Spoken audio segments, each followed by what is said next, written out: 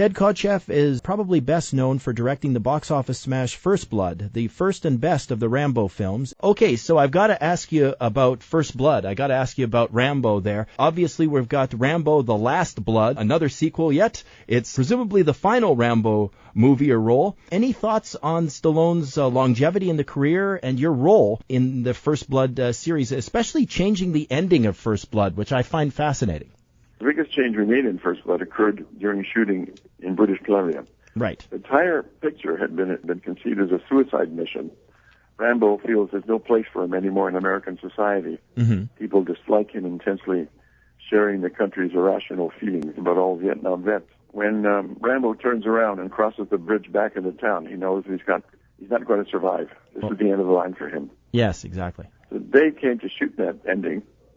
Mm-hmm. In the final scene, Rambo, who had been tracked down and arrested, lays siege to the police station, ends up inside by himself, right, surrounded by the police and the National Guard, and his former commanding colonel enters. Right. A distraught Rambo tells the colonel, "You created me, and now you should kill me. Mm-hmm. I know you've got a gun underneath that jacket." Rambo then leans in, presses the trigger, and blows himself away. Mm-hmm. That's because the whole film was conceived as Rambo's tragedy that mirrored the tragedy of so many of those veterans who killed themselves and how they came to this sad conclusion. Right. Anyway, James said we shot the scene in the way it was written.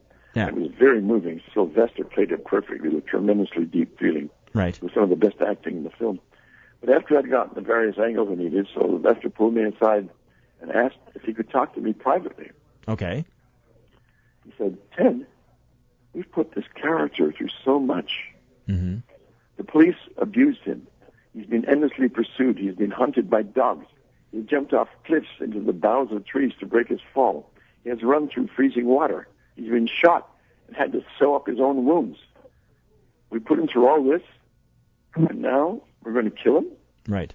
And I nodded, following a train of thought. "Well, Sylvester, you have a point. The audience is really going to hate this," Sylvester said. Yeah. Sylvester had a great popular sense of what audience would love to see and what they would hate to see. Right. Anyway, Sylvester's wise words addressed something that had been simmering in my mind for some time. The quintessential American town that Rambo finds himself in was emblematic of the United States. Mm-hmm. America had not dealt with Rambo like the Congressional Medal of Honor hero that he is, but had treated him like an enemy. Yeah. So he attacks this American town like he has been trained to take apart an enemy town. Mm-hmm. This symbolic action is right that makes the conclusion of the film so satisfying. Absolutely. And I thought, then have him kill himself means the enemy would have won. Well, and you can't have that. The audience had got the message. It didn't need excessive piling on. It was just too much. Yeah. But the other thing, to do another ending. Yes. Sylvester was telling me all about this. I said, "I know the character so well that I've got a great idea, Sylvester. It can just come into my head." And I said, "Here it is. I will cut out of that scene we just shot before the colonel pulls up the gun.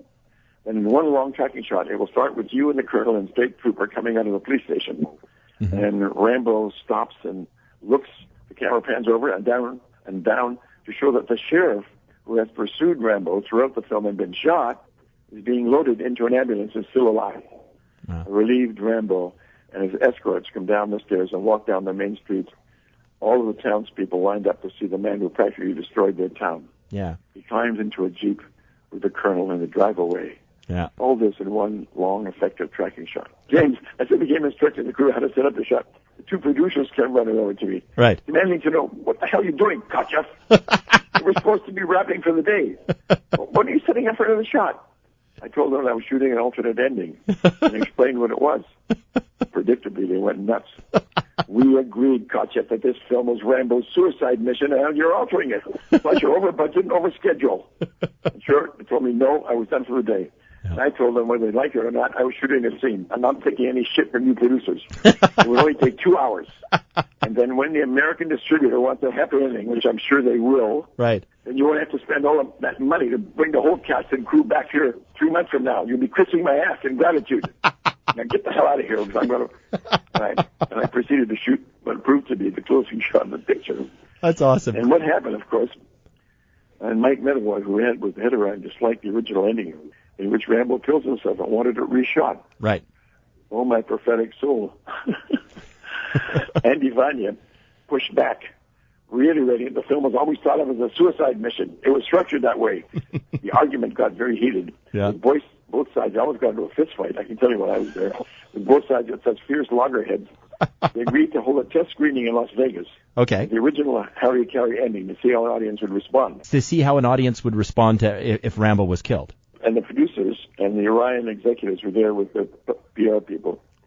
The audience reaction was amazing. They were screaming out loud, "Look out, Rambo! He's right behind you!" They were cheering for Rambo and constantly trying to warn him where the bad guys were. And then the final scene played out with Rambo killing himself. The theater went dead silent for a full minute. Oh, boy.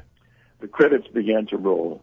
Then a voice in the crowd yelled, "If the director of this film is in the theater, let's string him up from the nearest lamppost for what he did to our Rambo."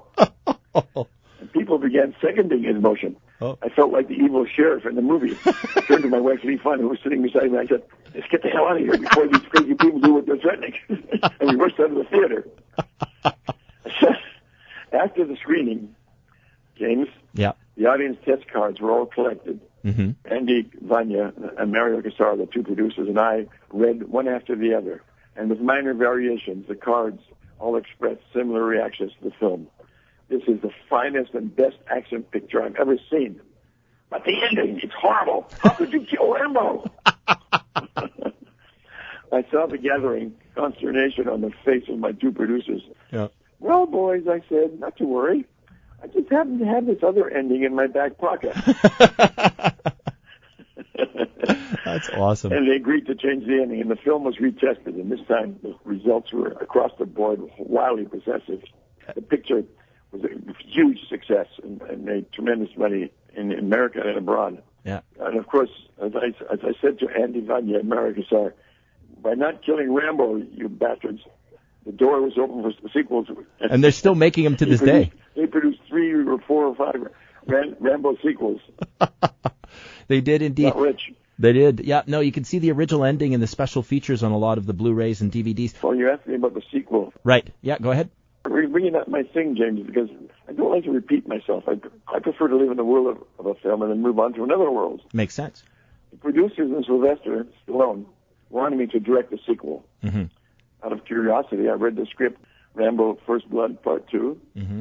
It had Rambo agreeing to rescue a small group of American POWs, but it was incredibly violent.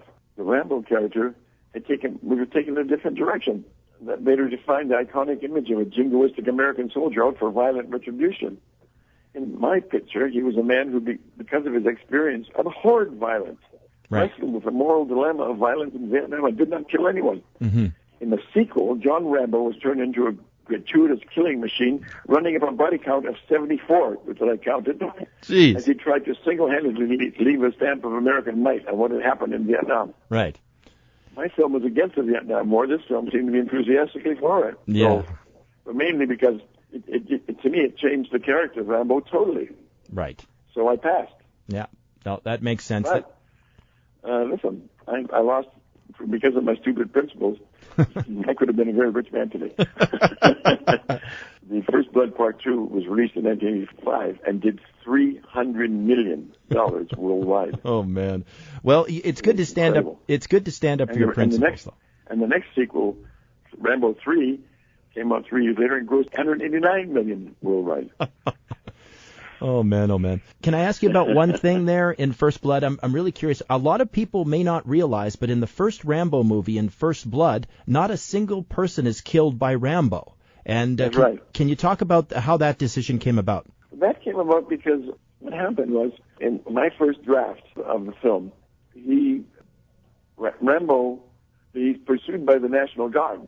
Right. Rambo manages to get his hands on a gun. Okay. And he shoots some of the, he kills some of the National Guardsmen. Mm-hmm. And then when he first came on, Sylvester? Yeah. came into the film, Mm-hmm. First thing he said, first of all, when I sent it to him, he called me. It was the first time in the history of filmmaking in all my films. Usually, I submit a script to a big star, Mm-hmm. and you wait 2 or 3 months for an answer. Right. Exactly. Yeah. But in this particular instance, I got an answer the very next day. Wow. Stallone called me personally the next morning and told me he wanted the part. He had one condition. Coming aboard, he wanted to work with me. He knew I was going to do a rewrite, and he wanted to rewrite it with me. Well, that's and great. Of course, I think, I immediately agreed. Well, yeah. Because he was such a wonderful, he's a terrific writer. I mean, I loved what he did on, all the Rocky films. Absolutely. And so we came on, and the first thing he said, Ted, this guy is a Green Beret. Sylvester said this to me. This character is a Green Beret and a Congressional Medal of Honor winner. Mm-hmm. These National Guard guys work in drugstores and put on uniforms on the weekend. They're weekend warriors. Right. They try to keep this community safe. Ted, the audience is going to hate Rambo for killing them. Right. As I said to you earlier, Sylvester really possessed a keen populist sense, knowing what audience like to see and what they don't like. I didn't have to think about omitting the National Guard thing there. I wholeheartedly agree. And we talked about how in Vietnam, soldiers and innocents he may have been involved with killing, and he'd seen a horrendous amount of killing and death. And I said, the last thing Rambo would want to do, Sylvester, is to return to America and start killing.